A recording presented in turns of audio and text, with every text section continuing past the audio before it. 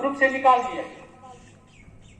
जब अध्यक्ष की बारी आएगी तो मैं जानना चाहता हूं, क्योंकि 3 वर्ष मैंने पूरी मेहनत से, लगन से एक प्रवक्ता संघ के सिपाही के रूप में काम किया। इन्होंने मुझे आदेश चंडीगढ़ के लिए किया, मैं गया। सुंदरनगर के लिए बोला, मैं गया। हमीरपुर के लिए बोला, मैं गया। वक्त दिया, गाड़ी दिया, पैसा दिया, सब कुछ दिया। तो मैं जानना चाहता हूं सदन के माध्यम से अध्यक्ष जी से कि ऐसा सुरजीत भारद्वाज ने कौन सा गुनाह कर दिया कि उसको ग्रुप से बाहर का रास्ता दिखाया, ऐसा क्यों? और निकालने पर मुझे बहुत पीड़ा हुई, बहुत वेदना हुई। माननीय हमारे प्रदेश के वरिष्ठ उपाध्यक्ष सूरज बली जी ने मुझे उस ग्रुप में से निकाला, और जब ग्रुप से निकाला गया तो एक सच्चा सिपाही होने के नाते मुझे बहुत पीड़ा हुई और मैंने इनको कॉल बैक करी तुरंत। और मेरे भाव जो हो सकता है उस टाइम में भावुक हो गया था। क्यों? क्योंकि मैं एक सच्चा सिपाही हूं, प्रवक्ता संघ का, किसी व्यक्ति विशेष का नहीं। जो मुझे अच्छा लगता है मैं बोलता हूं, जो मुझे बुरा लगेगा मैं बोलूंगा, क्योंकि यही लोकतंत्र है। अगर ये नहीं है तो फिर 4-5 लोग जो तय करेंगे वैसा ही है, तो फिर काय का लोकतंत्र। मैंने हमेशा खन्ना जी का व्यक्तिगत रूप में सम्मान किया है, आज भी करता हूं कि इनके जैसा अध्यक्ष डिस्ट्रिक्ट चंबा को मिल ही नहीं सकता। लेकिन अगर एक आम आदमी की बात को नहीं सुना जाएगा तो काहे का लोकतंत्र है। जब मेरी बली जी से बात हुई, बली जी भी मंच पे हैं, ये इस बात को जब इनकी बारी आए तो बताएं और मेरी गलती भी बताएं। आज ग्रुप से निकाला गया, हो सकता है कि कल को जो प्रवक्ता संघ से भी निकाल दिया जाए, पर हम जुझारू प्रवक्ता संघ के सिपाहियों में से हैं, निकलेंगे तो भी कायदे से। तो जब मैंने सूरज बली जी से क्वेश्चन करा कि मुझे क्यों निकाला गया, तो बली जी का कहना था कि हमारे आदरणीय अध्यक्ष जी के आदेश है कि दफा करो इसको ग्रुप से। मेहनत करने का खन्ना जी क्या यही नतीजा है? आपकी बारी आएगी, प्लीज आप बताएं। अब क्या बली जी को आपने बोला था, नहीं बोला था, इस मंच से जो है ये क्लियर हो। बाकी मैं प्रवक्ता संघ का सिपाही था, हूं और रहूंगा। इस हक को कोई मुझसे छीन नहीं सकता। बाकी खन्ना जी के आशीर्वाद से, खन्ना जी एक तरह से मेरे मेंटर है, पूजनीय है व्यक्तिगत तौर, लेकिन संगठनात्मक तौर पे इनको जवाब देना हो कि मुझे समूह से क्यों निकाला गया। उसके बावजूद मैंने इनको अप्रोच करा, उसके बावजूद भी मुझे ग्रुप में नहीं लाया गया। क्या मैंने कोई गाली गलौज करा था?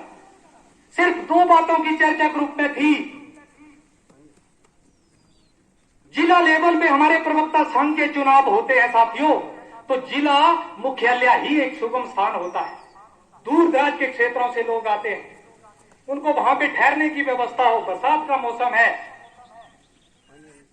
ट्रांसपोर्टेशन में कोई प्रॉब्लम ना हो, इसके लिए चर्चा हुई। एक पॉइंट था, इस पे चर्चा करना क्या कोई गलत बात है? कोविड का दौर है, डिजिटाइजेशन का हम प्रयोग नहीं करेंगे तो किस दौर में करेंगे? इलेक्शन के दौर में बातें नहीं होंगी तो क्या हम गूंगा होके बैठ जाएं?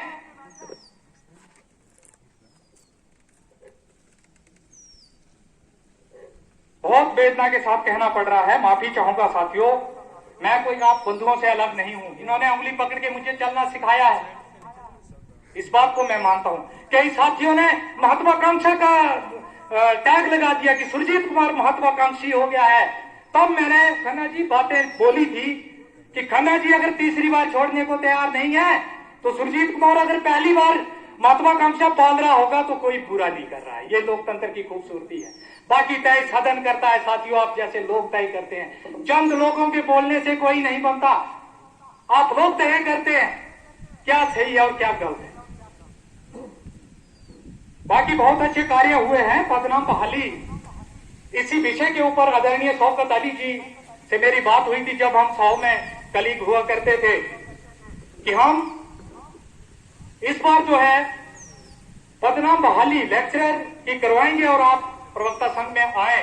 तो मुझे ज्यादा समय नहीं हुआ है और कई साथियों ने यह आरोप भी लगाए कि इतने सीनियर लोग बैठे हैं, आप कहां कौन से खेत की मूली है। तो ऐसा नहीं है साथियों, बनना ना बनना तो बात की बात है, पर क्या हम सोच भी नहीं सकते? हमारी सोच को क्या दबा दिया जाएगा? क्या ये लोकतंत्र है? तो पदनाम बहाली के लिए मैं खन्ना जी का धन्यवाद करता हूं कि पीजीटी सबक से हमें निजात मिली और आज हम प्रवक्ता जब अपने नाम के साथ लगाते हैं तो फख्र महसूस होता है। तो खन्ना जी की अध्यक्षता में ये लड़ाई और आदरणीय केसर सिंह ठाकुर जी की अध्यक्षता में ये लड़ाई लड़ी गई। तो इसके लिए मैं सदन से जिला और प्रदेश की कार्यकारिणी का तहे दिल से हार्दिक धन्यवाद करता हूं। उपप्रधानाचार्य पद मिला, इसके लिए भी मैं जिला और प्रदेश कार्यकारिणी का आभारी हूं, धन्यवाद करता हूं। क्योंकि कई बार जो हमारे सीनियर मोस्ट स्कूल में होते हैं और किसी साथी को अपना वक्तव्य रखने का मॉर्निंग असेंबली में या कहीं किसी मंच के माध्यम से मौका मिलता है, तो वो सीनियर मोस्ट को जो है वो प्रधानाचार्य शब्द का संबोधन करते हैं। कई प्रधानाचार्य तो हमारे डेमोक्रेट सेटअप के होते हैं, वो मानते हैं, लेकिन भिन्नता हरेक पद पे, हरेक जगह, हरेक स्थान पर रहती है।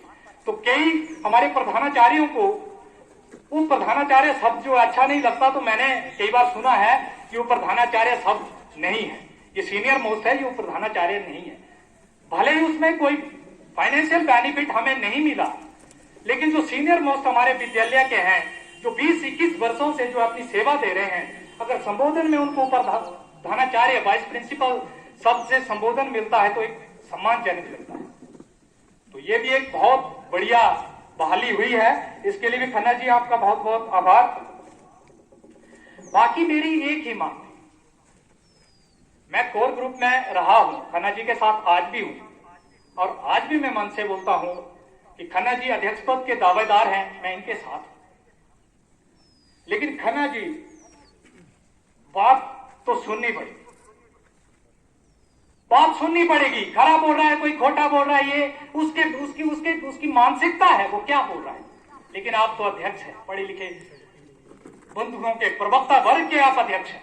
अगर आप इस तरह के काम करेंगे और जो जुझारू लोग हैं, जो काम करना चाहते हैं, उनको बाहर का रास्ता अगर दिखाएंगे, आज मेरे से शुरुआत हुई है, हो सकता है कल को 2-4 और बोलने की कोशिश करेंगे, उनको भी निकाल दिया जाएगा। तो प्लीज इस पे गौर करें। मेरा एक ही सिर्फ जो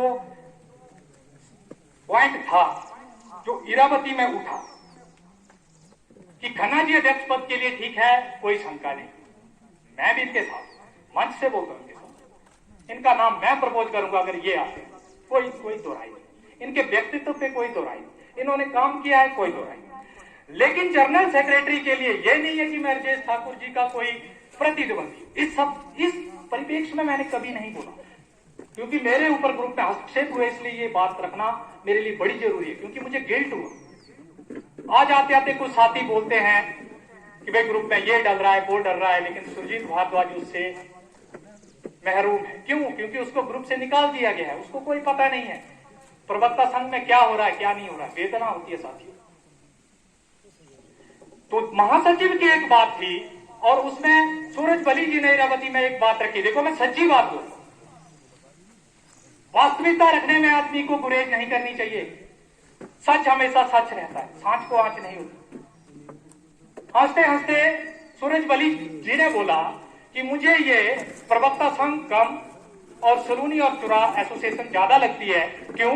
क्योंकि हमारे सभी मित्र उसके बीच में है। इस बात पे मैंने एक बात बोली थी कि अध्यक्ष हमारे खन्ना जी हैं, महासचिव पे विचार करिए। महासचिव में ब्लॉक चंबा है, मैला ब्लॉक है, भरमौर है, भटियात है, हमारा डलौजी है, यहां से उठाइए। एचजीटीयू वगैरह बाकी यूनियन है, वहां पे ब्लॉक लेवल पे जो है वो इलेक्शन होते हैं। लेकिन प्रवक्ता संघ का सिर्फ एक इलेक्शन होता है, वो जिला स्तरीय है। तो जिला की झलक उसमें लगे कि अध्यक्ष हमारे हिमगिरी से है, महासचिव भरमौर से है, उपाध्यक्ष हमारा चुवाड़ी से है और वित्त सचिव हमारा ढलौजी से है, तब लगता है कि एक जिला की कार्यकारिणी। तो ये मेरा एक सुझाव था, अभी मंच के माध्यम में से रखना चाहूंगा कि जो भी साथी हमारे अध्यक्ष बने, कृपया एक क्षेत्र की तरफ ना देखें, इसके रूप को थोड़ा विस्तृत करें, विस्तार करें। सुरजीत कुमार ना तो कभी महत्वाकांक्षी था, ना रहेगा, ना तो आज इलेक्शन लड़ेगा और ना आने वाले टाइम में कोई इलेक्शन लड़ेगा। इसलिए महत्वाकांक्षी और इस तरह के शब्द जो है, जो साथी बोलते हैं, कृपया विराम लगाएं। मैं एक प्रवक्ता संघ का सिपाही था, हूं और रहूंगा। ये हक मुझसे कोई छीनने की कोशिश करेगा तो उसके साथ तर्क मैं करूंगा। और खुले मंच पे। वेन्यू की बात है, भविष्य में वेन्यू जो है, क्योंकि जिला स्तर का ये इलेक्शन होता है, जिला मुख्यालय में ही रखा जाए। अब मान लो इस बार भरमौर का अध्यक्ष बनता है तो क्या कुप्ती में रख दें? नहीं, ऐसा स्थान हो जो सबके लिए सुगम हो। अब मान लीजिए मेरी तरह अगर 2-4 वक्ता और आए तो हो सकता है 6 भी बन सकते हैं, और एक दिन मिलता है 3 वर्षों बाद, क्यों ना बोलने का मौका दिया जाए? क्यों उनको लिमिट किया जाए कि 5-5, 10-10 मिनट बोलो? यही तो लोकतंत्र है। लोगों के सामने नहीं बोलोगे तो क्या कहां आप अपनी बात रखोगे? तो हो सकता है कि अगर लंबा हमारा ये जो सदन चले तो चलना भी चाहिए, क्योंकि फिर 3 वर्षों के बाद जो है ये मौका मिलता है। तो अगर हम डिस्ट्रिक्ट हेडक्वार्टर में होते हैं तो बहुत से हमारे साथी, वहां पे कोई हमारा बच्चा पढ़ रहा है, कोई हमारा भाई जॉब कर रहा है, तो रहने की वहां व्यवस्था होती है। बाकी बंदरिया प्लेस से मां भद्रकाली का हमारा है, कोई क्षेत्र से हमें कोई लेना देना थोड़ी है। हमारा राष्ट्र एक है, हम एक राष्ट्र के लोग हैं, क्षेत्रवाद की बात है। लेकिन लोकतंत्र में हर क्षेत्र को तवज्जो मिले, इसको क्षेत्रवाद की संज्ञा देना ये कहीं भी उचित नहीं है। मिलना चाहिए, सबको मिलना चाहिए। कि खजियार में मीटिंग होती है, पटियाल से लोग आ रहे हैं, डलहौजी से लोग आ रहे हैं, हिमगिरी और इधर बैरागढ़ से लोग आ रहे हैं, मेला भरमौर से लोग आ रहे हैं, और एक मीटिंग हमारी खजियार में हो रही। कितना अच्छा लगता है, जैसे कि हमारी टीपी बंधुओं की मीटिंग होती है खजियार में होती है।